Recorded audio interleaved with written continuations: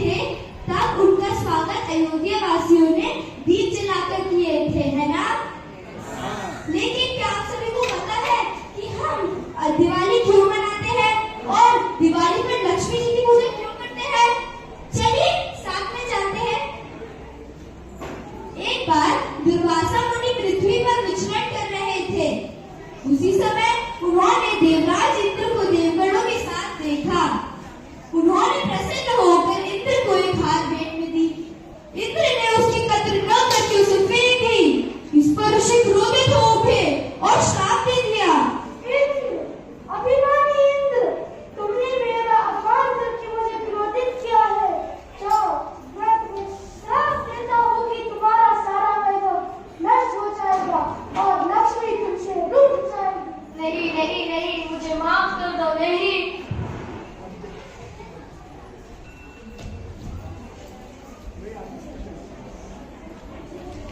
इसके बाद देवताओं का सारा वैभव नष्ट होने लगा। वह असुरों से परास्त होने लगे।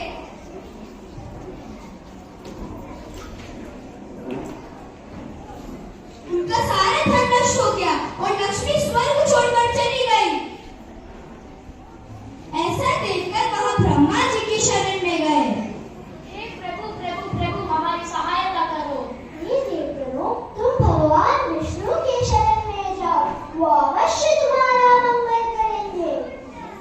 इसके बाद ब्रह्मा जी भी विष्णु लोक गए। हे समस्त देवगणों, तुम्हारे यहाँ पे आने का क्या कारण? हे प्रभु, हम असुरों से माफी आपकी शरण पर आए हैं। लक्ष्मी जी हमसे लूट गई है। तुम चिंतित मत हो, जैसा मैं कहता हूँ वैसा ही करो। तुम असुरों से मित्रता कर लो और क्षीर सागर से अमृत निकाल कर पी लो। अमृत पीने के बाद तुम अमर हो जाओगे और असुरों को परास्त कर पाओगे। ऐसा सुनकर देवता बहुत प्रसन्न हुए और वह असुरों के राजा बलि के पास गए।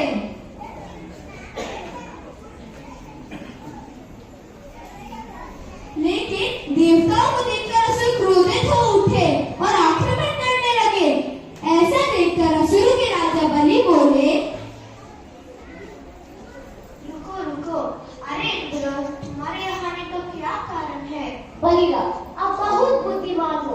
मैं असुरों और देवताओं का झगड़ा हमेशा के लिए खत्म करने के लिए आया हूँ। उसके लिए हम क्षीर सागर से अमृत निकालना पड़ेगा। हम आधा आधा बांटकर हमेशा के लिए अमर हो जाएंगे। अमृत पाने के लालच में असुरों ने शर्त मान ली और समुद्र मंथन आरंभ हुआ। लेकिन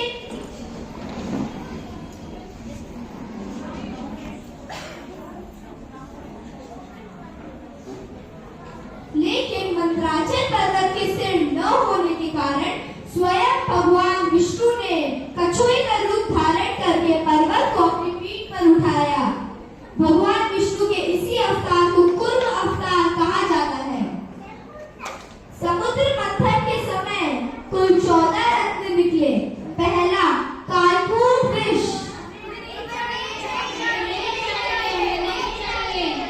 तब ब्रह्मा और विष्णु शिव के पास गए।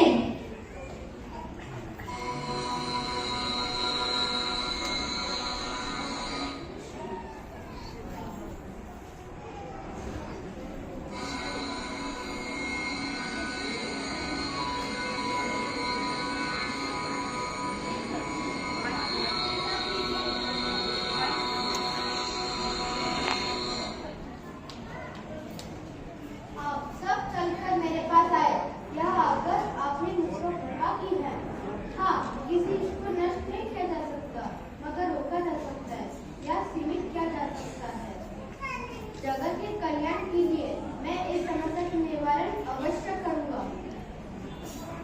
फिर भगवान शंकर उस विष को अपने कंठ में धारण करते हैं।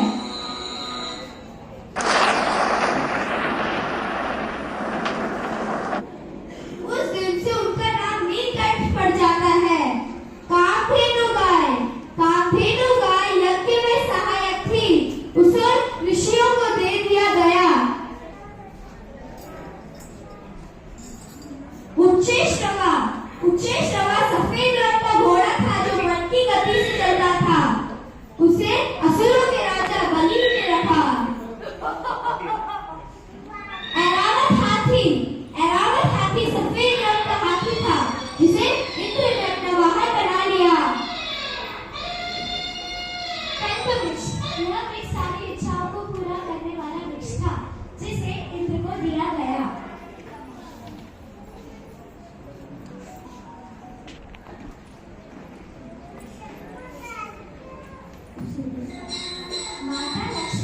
इसके बाद माता लक्ष्मी निकली। सारे इंतजार में खड़े रहे कि माता लक्ष्मी किसके पास जाएगी, लेकिन माता लक्ष्मी ने भगवान विष्णु का वरण किया।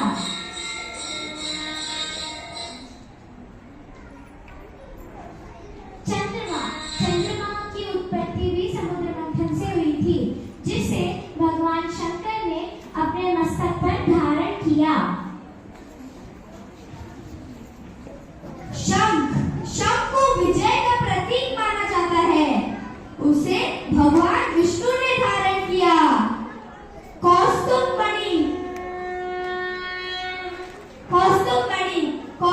मणि को भी भगवान विष्णु ने अपने हृदय में धारण किया। रंभा, 10वां रत्न था रंभा।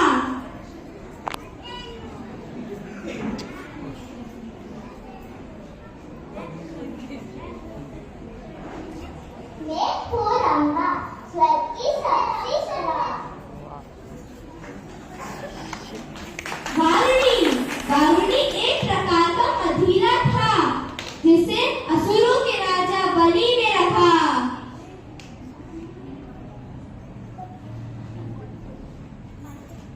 पारिजात फूल को स्वर्ग का फूल माना जाता है, जिसे इंद्र ने रखा। भगवान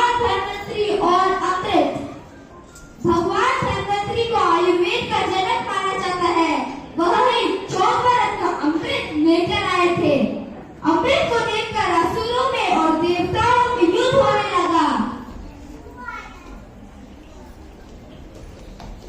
तब भगवान विष्णु ने मोहिनी का रूप धारण किया।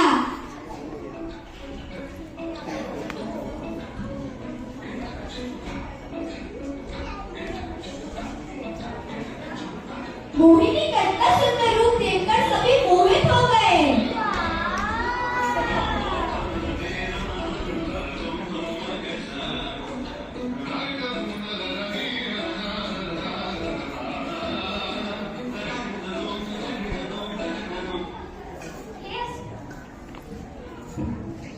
हे सुंदरों, इस अमृत पर हम सभी का हक है। देवता आपसे छोटे हैं, इसलिए सबसे पहले देवताओं को मिलना चाहिए, फिर आपको। तुम्हारी जैसी इच्छा सुंदरी। इसके बाद मोहिनी ने देवताओं को और असुर को बैठा दिया और अमृत पिलाना शुरू किया। अमृत पिलाने के बाद मोहिनी अदृश्य हो गई। ऐसा देखकर असुरों में और देवताओं में युद्ध होने लगा। देवता असुरों को परास्त कर इंद्रलोक पुनः हासिल करते हैं। इसलिए लक्ष्मी जी दिवाली पर वैकुंठ को वापस आती है। नमस्ते तु महामाये, श्रीपीठे सुरपूजिते, शंख चक्र गदा हस्ते, महालक्ष्मी नमोस्तुते।